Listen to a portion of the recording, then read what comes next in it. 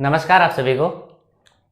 जैसा कि आप जानते होंगे बोर्ड पर लिखा है कि मुकुलन बडिंग के बारे में आज हम जानेंगे। इससे पहले वाले पार्ट के अंदर हमने विखंडन और विखंडन के टाइप के बारे में पढ़ा था, किसमें विखंडन पाया जाता है, किसमें बहुविखंडन पाया जाता है, अमीबा में कब विखंडन होता है और कब बहुविखंडन होता है, इसके बारे में पढ़ा था। आज हम पढ़ेंगे कि मुकुलन बडिंग क्या होता है, इसके कितने टाइप होते हैं और ये किन जीवों के अंदर पाया जाता है। ठीक है, अब देखो मुकुलन, इसमें क्या होता है कि जनक जीव से एक अतिवृद्धि उत्पन्न होती है जिसे बड या कलिका कहा जाता है।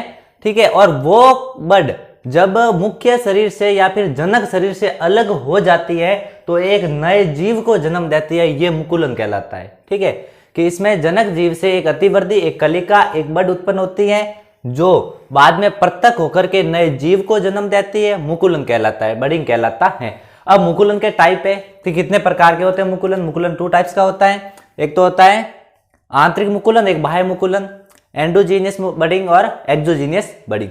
अब आंतरिक मुकुलन क्या होता है, बाह्य मुकुलन क्या होता है और ये किस में पाया जाता है, ये देखते हैं अभी। अब देखो आंतरिक मुकुलन, इसमें अतिवृद्धि जनक जीव के अंदर की ओर विकसित होती है। जो अतिवृद्धि होती है वो जनक जीव के अंदर स्थित होती है, जिसका एग्जाम्पल है स्पॉन्जिला, जो मैं अभी आपको समझाऊंगा डायग्राम के द्वारा। अब बाह्य मुकुलन एक्सोजीनस बडिंग क्या होती है? इसमें अतिवृद्धि जनक जीव के सतह पर उत्पन्न होती है, कहने मतलब बाहर की तरफ उत्पन्न होती है, सतह पर उत्पन्न होती है, जैसे कि हाइड्रिला है, यस्ट है इसके अंदर। अब देखो यहाँ पर मैंने बाह्य मुकुलन जिसमें हाइड्रिला का एग्जाम्पल आपको दिया है यहाँ पर ये हाइड्रिला का डायग्राम है। यहाँ पर ये जो बाहर अतिवृद्धि निकली है, इसको ये अतिवृद्धि कहते हैं, मतलब शरीर का कोई भाग रहता है जो एक्स्ट्रा निकल जाता है वो अतिवृद्धि है। ठीक है, जिसे कलिका कहा जाता है, बड कहा जाता है। तो ये अतिवृद्धि निकली है, ये क्या होगी कि अतिवृद्धि जब इस जनक शरीर से अलग हो जाएगी, यहाँ से अलग हो जाएगी, जब यहाँ से गिर जाएगी ये, तो ये एक नए जीव को जन्म देगी। इसी प्रकार के हाइड्रिला को एक जन्म देगी। तो कहने का मतलब होता है, सॉरी हाइड्रिला नहीं, हाइड्रा, हाइड्रिला गलत लिख दिया था मैंने, ये हाइड्रा है। और जब ये मुख्य शरीर से अलग होगा तो ये क्या होगी, एक नए जीव को जन्म देगी। तो ये इस प्रकार से बाह्य मुकुलन हो गया हाइड्रा और यस्ट के अंदर। यस्ट एक प्रकार क्या है, एक कोशिकीय कवक है। ठीक है, अब हम देखते हैं कि मुकुलन के अंदर जो आंतरिक मुकुलन होता है वो स्पॉन्जिला में किस प्रकार होता है, क्योंकि आंतरिक मुकुलन के अंदर स्पॉन्जिला थोड़ा इंपॉर्टेंट है, क्योंकि इससे एक क्वेश्चन भी आ रखा है बोर्ड एग्जाम में।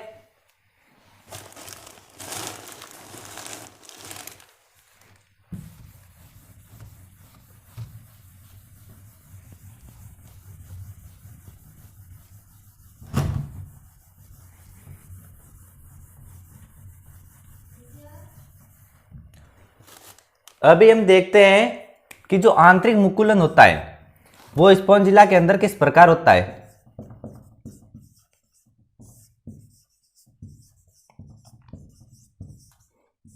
यहां पर मैं स्पॉन्जिला का डायग्राम बना रहा हूं।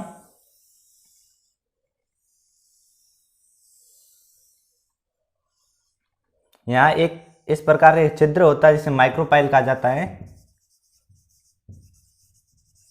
ठीक है, तो यहां पर क्या होता है कि स्पॉन्जिला के अंदर इस प्रकार से ये अतिवृद्धियां उत्पन्न हो रही है। ये देखो शरीर के अंदर हो रही है, इसलिए इसको एंडोजीनियस या आंतरिक मुकुलन कहा गया है।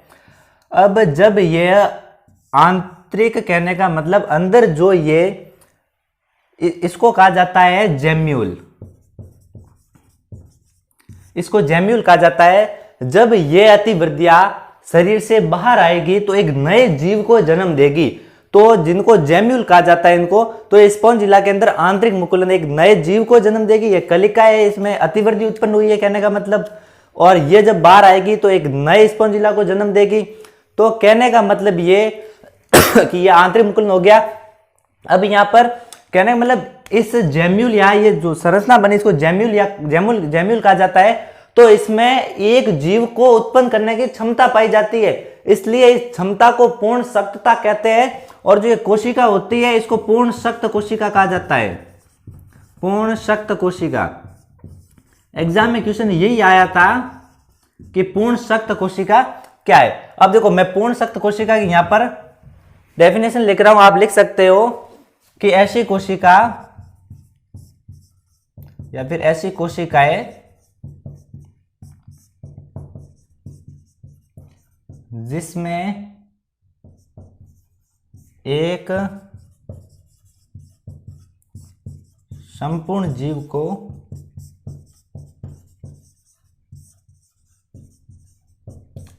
उत्पन्न करने की क्षमता होती है।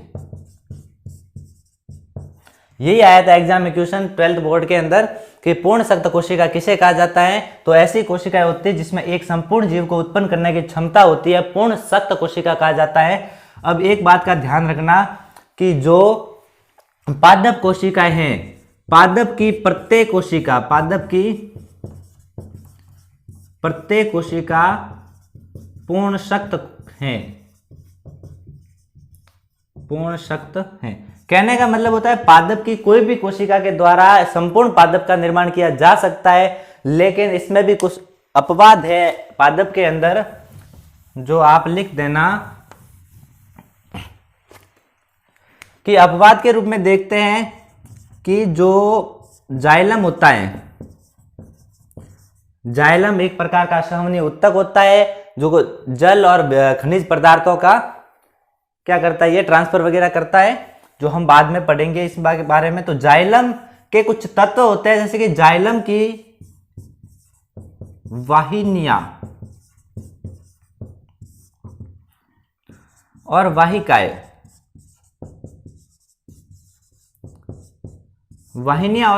कहने का मतलब वेसल्स और ट्रैकेट्स होते हैं, वो जब परिपक्व अवस्था के अंदर होती है, यह परिपक्व अवस्था में मृत होती है,